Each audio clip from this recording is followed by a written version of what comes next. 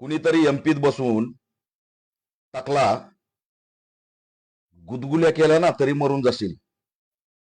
भोंगळ्या तू कुणाच्या नादी लागलास लक्षात ठेव. खराची जात सांगतो एमपीत बसून. खरा दलित होता, डॉक्टर बाबासाहेब आंबेडकरांच्या जातीचा होता, महारांचा होता आणि ब्राह्मणांचं काम करायला निघाला होता. लाज वाटली पाहिजे यार. कशाचं बनलेलं तू?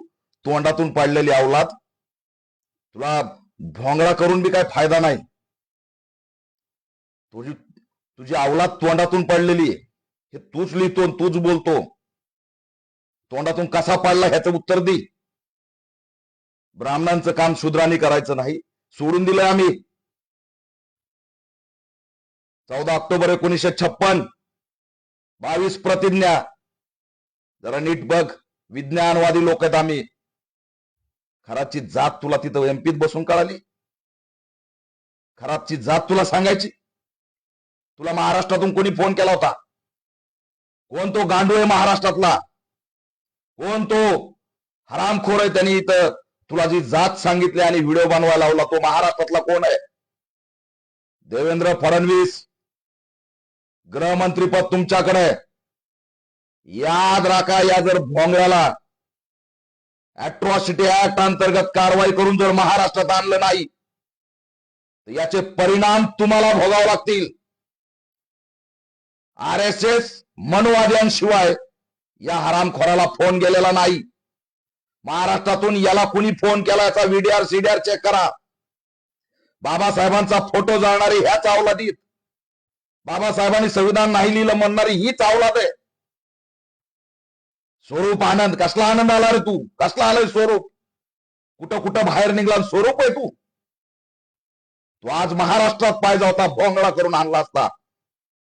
गांडीवर फटके दिले असते तुझ्या. तू चुकीच्या लोकांच्या नादी लागलास. सर्व कार्यकर्त्यांना महाराष्ट्रात आवाहन करतोय, पोलीस स्टेशनला जा आणि याच्यावरती अॅट्रॉसिटी ऍक्ट अंतर्गत तक्रारी द्या. आणि कोणी पोलिसांनी तक्रार नाही घेतली तर फोन करा. त्या पोलिसांना सुद्धा मी इशारा देतोय, हा व्हिडिओ बघितल्यावर तुमच्या सुद्धा तळपायाची आग मस्तकाला गेली पाहिजे. डॉक्टर बाबासाहेब आंबेडकरांचं नाव, त्यांच्या जातीचं नाव. अरे हा बोंधू होता, प्रवृत्ती होती, आतंकवादी होता. ती जात होऊ शकत नाही. या प्रवृत्तीची जात तुला एमपीत बसून कळाली? कुणी फोन केला महाराष्ट्रातून? हा खरात दलित नाहीये, हा खरात बौद्ध नाहीये, हा खरात आंबेडकरी नाहीये, हा खरात मराठा समाजाचा आहे. पण एकाही मराठ्यांनी महाराष्ट्रातल्या त्याचं समर्थन केलेलं नाही. एकाही मराठ्यांनी पुढे येऊन म्हणलं नाही की याची जात मराठा आहे. एकानेही केलं, कुणाही महाराष्ट्रात कोणत्याही जातीच्या माणसानी याची जात सुद्धा शोधण्याचा प्रयत्न केला नाही. हा आमचा महाराष्ट्र आहे, शिव फुले शाहू बाबासाहेबांचा. एमपीत बसून तू डिस्टर्ब करणार? हे असंच झालेलं नाही फडणवीस. बीजेपी RSS मनुवाद्यांच्या लोकांनी फोन करून मिसगाईड केलेलं आहे आणि त्याच्यानंतर या बदमाशाचा व्हिडिओ बाहेर आलेला आहे. यामध्ये जर कठोर कारवाई नाही झाली तर परिणाम वाईट होतील. तो खरात मराठा समाजाचा आहे. पण आज जर छत्रपती शिवाजी महाराज असते, एक तर बोंधू जन्माला आले नसते. हे बोंधू जन्माला काय येतात? देवेंद्र फडणवीस तुमच्यामुळे जन्माला येतात. 15 वर्षापासून कशाचा डंका तुम्ही वाजवताय महाराष्ट्रात? हे एक हजारो पडलेले, तुमच्या दम नाहीये एकाही बोंधूला पकडण्याची. आमचे नरेंद्र दाभोळकर मारलेत या सगळ्या प्रवृत्तींनी.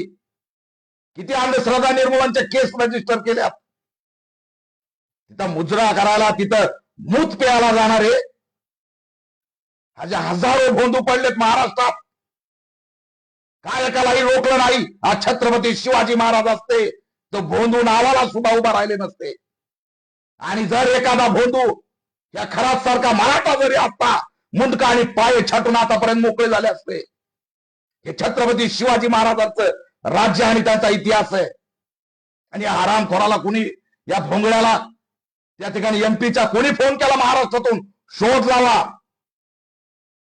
लक्षात ठेवा, यांनी दलितांना डिवचलंय, बाबासाहेबांच्या लेकरांना डिवचलंय.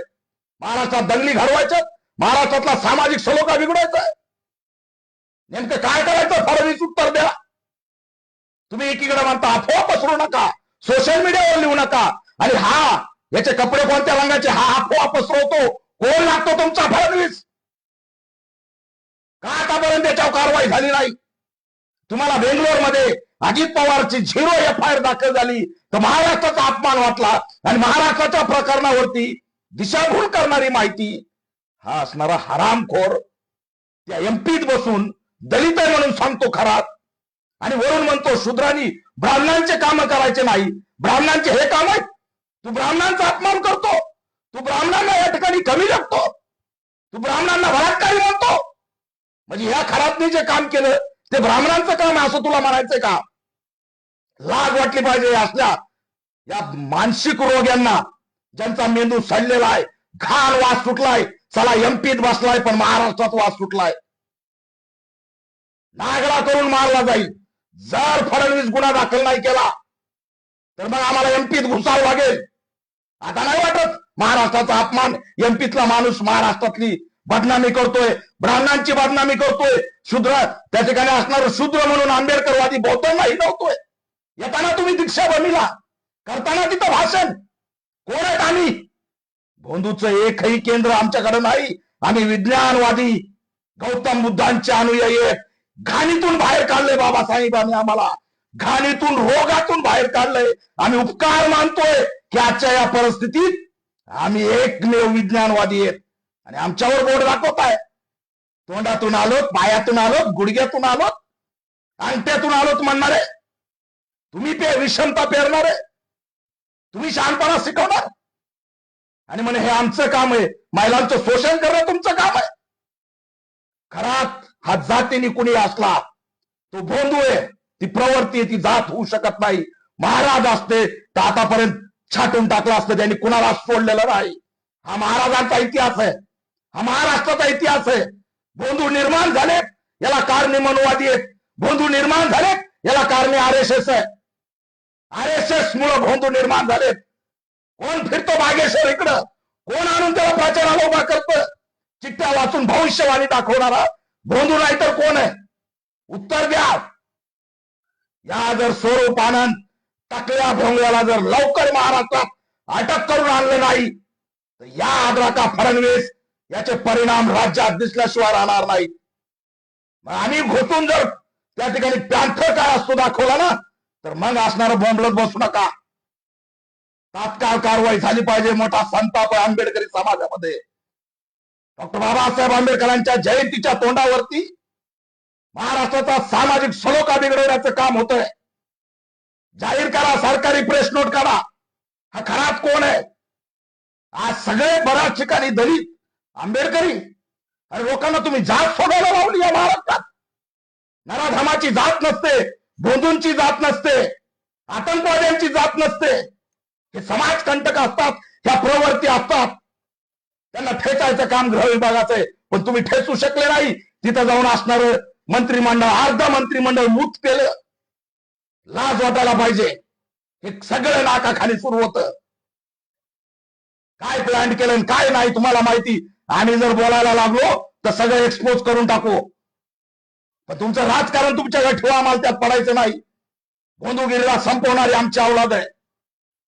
माणसाला माणुसकीचा धर्म दाखवणारे आमची औलाद आहे. अस्पृश्यता या ठिकाणी गाळून टाकणारी आमची औलाद आहे. स्त्रियांना मुक्ती देणारी आमची औलाद आहे.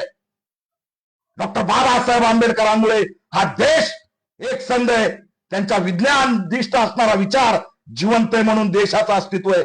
आणि या भोंदूला दलित म्हणून जर आनंद स्वरूप एमपीत बसून बाबासाहेबांना जर डिवचत असेल तर याला सोडणार नाहीत. गाठ पॅन्थरशी टाकल्या भोंगळ्या, तुला जर पळू पळू नागडा करून मारलं नाही ना तर महाराष्ट्रातला पॅन्थर म्हणून आम्ही नाव सुद्धा लावणार नाही. तू फक्त गाठ, तुझी गाठ जय भीमवाल्याशी आहे.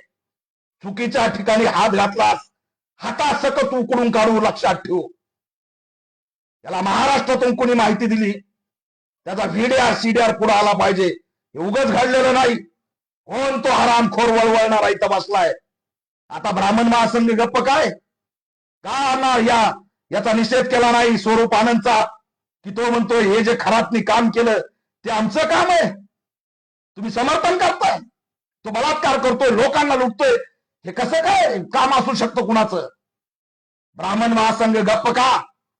आम्हाला शूद्र म्हणून हिणवलं, पण ब्राह्मणांचं काम काय सांगितलं त्यांनी? तुम्हाला राग काय येत नाही? दिशाभूल करणारी माहिती या नराधामाने दिलेली आहे. याला असणाऱ्या तात्काळ अटक केली पाहिजे. अॅट्रॉसिटी ऍक्ट अंतर्गत गुन्हे दाखल झाले पाहिजेत. कार्यकर्त्यांनी याचा व्हिडिओ लिंक आणि त्या ठिकाणी तक्रार घेऊन पोलीस स्टेशनला द्यावी आणि तात्काळ सुमोटो पोलिसांनी याच्यात गुन्हा दाखल करावा. वेगळ्याच ठिकाणी तुमचा सुमोटो चलतो राजकारणासाठी. तर काय कुठं जातो तुमचा सुमोटो? कुठे पोलीस महासंचालकाची समिती? अधिवेशनात कुणासाठी बोलले होते तुम्ही की सोशल मीडियावर अफवा पसरू नका? याचे कपडे विशेष आहेत म्हणून याची अफवा तुम्हाला चालती नाही? बाहेर राज्यातला आहे म्हणून धरायचा नाही? महाराष्ट्रातल्या पोरांसाठी तुम्ही सोशल मीडियावरती ऍक्ट काय मध्ये बदल करायला निघालात. आणि हा कोण आहे? फडणवीस हे कोण माणसं आहेत हे तात्काळ धरले पाहिजेत. अन्यथा महाराष्ट्रामध्ये या ठिकाणी आम्ही रस्त्यावरती उतरल्याशिवाय राहणार नाहीत हा इशारा देतोय. कायदेशीर कारवाई करा. भोंगळा करायला तरी काय येते, तोंडातून पडलंय म्हणतंय, काय भोंगळा करावं, पण ठोकणार म्हणजे ठोकणार.